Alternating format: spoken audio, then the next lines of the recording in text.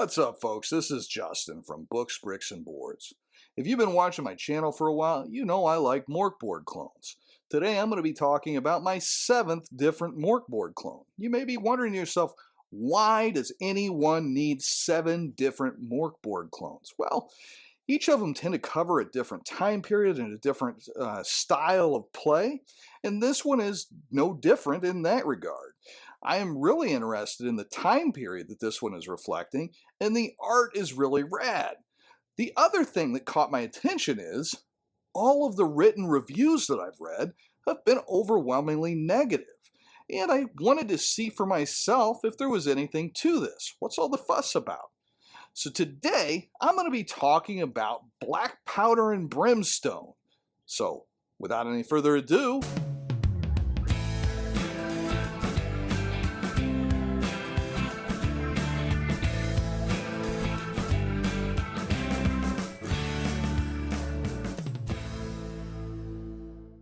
if you are enjoying the channel, please be sure to like, share, comment, and subscribe, as that is how I can keep doing more of the content that you enjoy. If you're looking for a place to discuss all manner of games without fear of being burned at the stake for your takes, head on over to the Discord to meet the greatest group of gamers on the net. I think they're talking about us.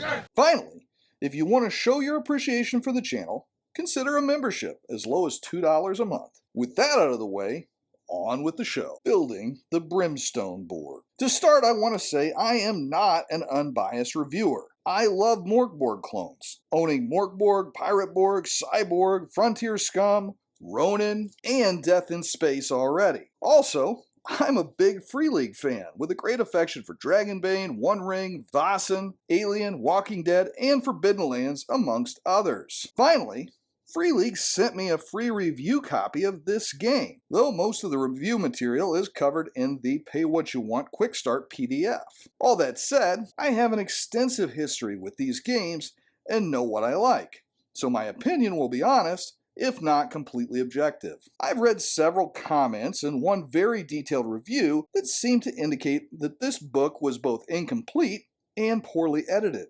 After spending a few weeks with the book, I feel that this is very much a matter of perspective. Mork Borg and its clones have always been looser with the rules than the 5Es and Pathfinders of the world. Happy to throw out a concept or idea and then let the GM run with it. If you're looking for detailed procedure and interpretation, this isn't going to be for you. But if you've ever played a board game, I don't know why you'd expect that here. If you need specific rules to tell you how to put on or take off armor, don't look for a board clone. That is actually a real nitpick that I read in a review. The same reviewer was also upset for a specific amount of metal for crafting ammo not being included. Again, that isn't going to be this game, and it was never going to be. As to what the game is, this is a simple 4-stat D20 RPG with player-facing rules, deadly combat, and an OSR-like approach to rulings over rules. And it does these things with a style completely worthy of being discussed alongside the other board clones. Typically, rolls will be a matter of rolling a D20 plus a stat, these are between -3 and +3, and looking to hit a DR, usually 12. All rolls are covered by the stats, strength, agility, presence, and toughness. No elaborate skill systems here. Hit points are relatively sparse, and reaching 0 hit points results in being broken, with death or dismemberment as possible results. All rolls are player-facing, so you roll to dodge, not for the monsters to hit you. Black Powder and Brimstone adds rules for mounted combats, chases, elevation, and the like, but the first real surprise is Devil's Luck. Devil's Luck also appeared in Pirate Borg, and was a take on the optional Omens rules of Mork Borg. The connection of having Devil's Luck in Black Powder and Brimstone and Pirate Borg just felt right, as the two settings fit well in terms of tech level and tone already. I could really see myself building a Mork world with Ronin as the closed-off Far East, Black Powder and Brimstone as Europe, Pirate Borg as the Caribbean, and Frontier Scum as the Old West. Each game happening concurrently on said Mork world. There would be some rules differences, but as the games are so hackable, conversion would be trivial. That is the draw and the repulsion for some. With board games, they follow a pretty simple formula and add only where they want some extra flair. Speaking of which, next up, I will cover the unique classes as well as the Black Powder and Brimstone Bestiary, which certainly adds some flair to this game. One of the key differences in all of the Mork Borg clones is the way that they handle character creation. They all offer a classless system as well as a series of classes that you can use to create your characters. Just like most of the other Mork Borg clones, if you choose one of the classes, it will change the way that you roll up your stats to start with. If you choose to go classless, you get a little bit better stats right out of the gate. With Black Powder and Brimstone, you have both a class and then you have a subclass. The classes would start with the Mercenary Deserter. They get toughness plus D10 hit points. Their strength and toughness are going to be exceptional. Their agility and presence are going to be a little below average. Also, whereas most characters have to make a normal agility test against a DR 12, Mercenary Deserters have to make their tests against a DR 14. When you get into the subclasses for the Mercenary Deserter, you have the Rifleman, which gets a bonus to their ranged attacks, and they start with a musket and some bullets and a bullet kit. There is the Great Sword, which is your melee option. You get to start with a Zweihander, and you roll an extra d4 of damage whenever you hit. You also have some flamboyant clothes, a real Three Musketeers kind of vibe. You have the Grenadier, which allows you to start with 6 bombs, 2 gunpowder pouches, and a kit for making more bombs. That's kind of exciting. The next class is the Bounty Hunter. They get toughness plus D8 hit points. They have excellent presence, above average strength, and their other stats are all average. For their subclasses, you have the Pistolier, which has one of the best abilities in the game, being able to re-roll the misfire dice. Because anytime you roll a firearm in this game, you have to roll a d6. On a 1 or a 2, you either explode the weapon or it misfires. So being able to re-roll that greatly increases your odds and allows you to avoid negative consequences. You also get 2 pistols, 12 shots, and 2 gunpowder pouches, as well as a firearms repair kit for whenever you have that weapon explode. Other bounty hunter subclasses include the Master Trapper, starting with 2 bear traps, 10 caltrops, a shovel, a hunter's knife, large heavy net, a jar of bees, a jar of sleep gas, and a 100-foot of rope. You can also find and make traps. It's not defined here, but that's part of the Mork Borg thing. This is going to be a rulings over rules system here. There's the Beast Hunter, who starts with a bow or a crossbow and 10 arrows, as well as a bait bag for hunting. You have a special ability to track, and you get a bonus when you are using the hunting rules, which are included in the game.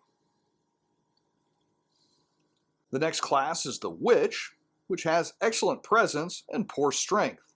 The other stats are average. Each Witch starts with 2 spells, and the spells in this game are quite interesting. The first subclass is the Woods Witch, which gets +2 to find their way in the woods, and they get a little familiar.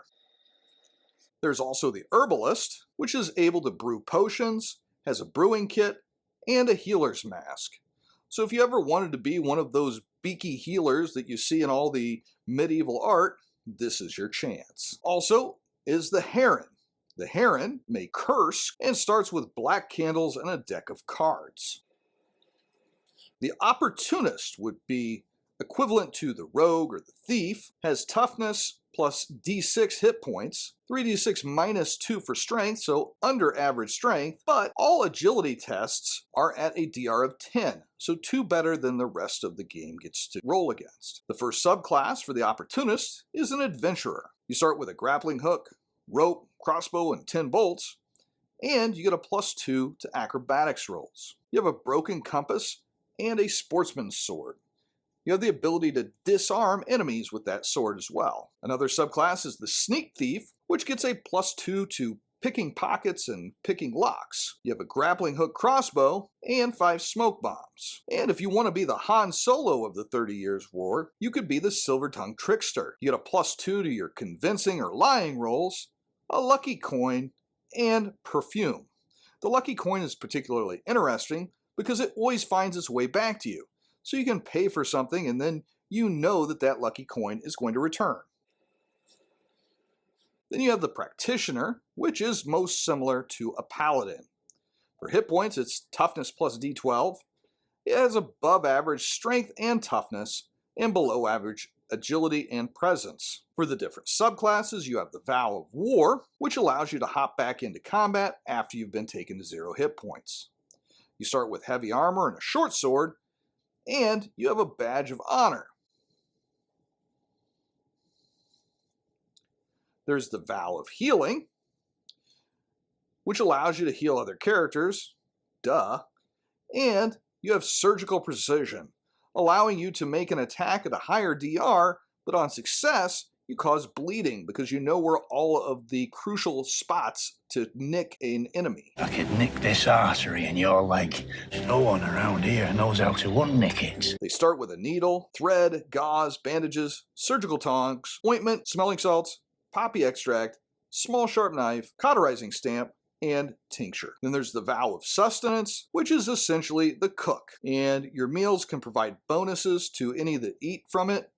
And you have, as would be expected, 8 rations, 2 water skins, a box of salt, cooking pot, skillet, cutting knife, and spoon, enough bowls for the rest of the party, a precious cache of herbs and spices, and you have a cast iron that you can clock people over the head with. This is the Samwise Gamgee of the game. You're hopeless. Now we have the Bestiary.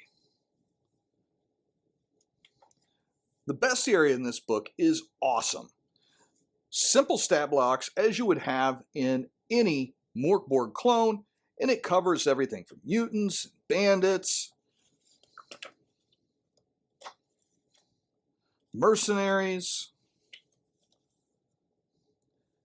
different representatives of the factions of the church, being the Puritans and the Orthodox,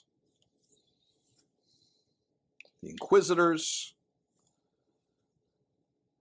ghosts and skeletons, cults, and then some of the Fae. There are also an assortment of other worldly creatures. And now the good and the bad. First, the good. The style. Just like the other Mork Borg clones, this game does a great job of inserting rules into the layout and the art of the game to make them all feel very organic to the display that you're going through. The art in particular has been praised by basically everybody that I've read, even those that have been hypercritical of the game system. This is going to be unlike any other product you've ever picked up. Number 2, unique weapons. One thing that I didn't mention earlier was that every weapon in this game has a special rule. You're going to have swords that can chop people in half, clubs that can knock people out, and whips that entangle. This is somewhat common in a lot of the more complicated RPGs of today, but for a Mork Borg clone, this is a unique aspect, and I dig it. Number 3, great quick start. The quick start for Black Powder and Brimstone is pay what you want, and it has all of the rules that you need to play the game, as well as character creation for the classless characters. Now, to get the full classes and bestiary, you're going to need to buy this book, but it's going to be worth it because it is a great book. Now, the bad. Number 1, predictable formula. This review went pretty quickly through the mechanics, and that's because these mechanics are the same mechanics I covered whenever I talked about Ronin and when I talked about Pirate Borg, and the same ones that you've seen since the very beginning with Mork Borg. There's very little that's changed here. I talked about the main differences. So, if you didn't like those games, you're probably not going to like this one. Number 2, blurred realities. The default setting for Black Powder and Brimstone does have a tendency to blur fiction and reality.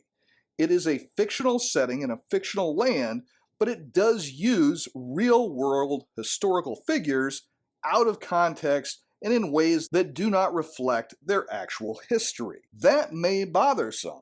For me, it's not a big deal because I'm going to use this to play Solomon Kane. I'm not going to use the setting that they've given me. But If you're going to be offended because they depict Martin Luther in a certain sort of way, then this will be a turnoff for you. Number 3, acquired taste. Mork Borg is not for everyone. Some folks are not going to be happy with the simplistic representation of the rules and the expectation that they don't have to spell everything out because interpretation is half of the game. Now, if you are already sold on Mork Borg, then this is going to be right up your alley. Summary. I see Black Powder and Brimstone as a nice toolbox to add some period-inspired elements to my own Mork world. Would I use the setting as is? No. But would I drop elements of the setting into a homebrew world? Without question. To me, that is what these board games excel at, giving us a very usable template and letting us run wild with it. I'd rather have sparse, lightly defined settings with these, but as presented, it gives me a lot of stuff that I can pick and choose from, like a Mork smorgasbord. And that is the beauty of a board. As to the editing and completeness concerns of the other reviewers, I just don't see it. And it seems that they came to a Ford dealership expecting a Rolls Royce. By now we know what we're getting with these, and that is a good thing. Look at those absolute legends. Keith Simone, Dengar the Mighty, Joke, Blue Rose Lion, Agile Monk, Bjorn, and Mike the Hammer. Special thanks to I Am Not Tim, Aceen Dean, and Steve Grodzicki. Coming soon. Over the next few weeks, I will be covering a number of different games. Next week, I'm going to be covering the wonderful package of books that I got from Pinnacle Entertainment Group, the new releases of the Bestiary 2 and the Player's Guide 2 for Savage Pathfinder. After that, I'm going to be looking at The Painted Wastelands by Tim Malloy and Chris Willett. And beyond that, I have a number of different games that I have on the docket to talk to you about. But what I'd like to know is, what do you want to hear me talk about? Would you like to hear more about the One Ring? What about the solo dungeon crawler, Kernethelus? How about Rollmaster? Or maybe a Song of Ice and Fire role-playing? Maybe you're dying to hear me talk more about Dungeon Crawl Classics or Everyday Heroes. Tell me about it in the comments, and until next time, this has been Justin with Books, Bricks, and Boards. Good gaming, and God bless.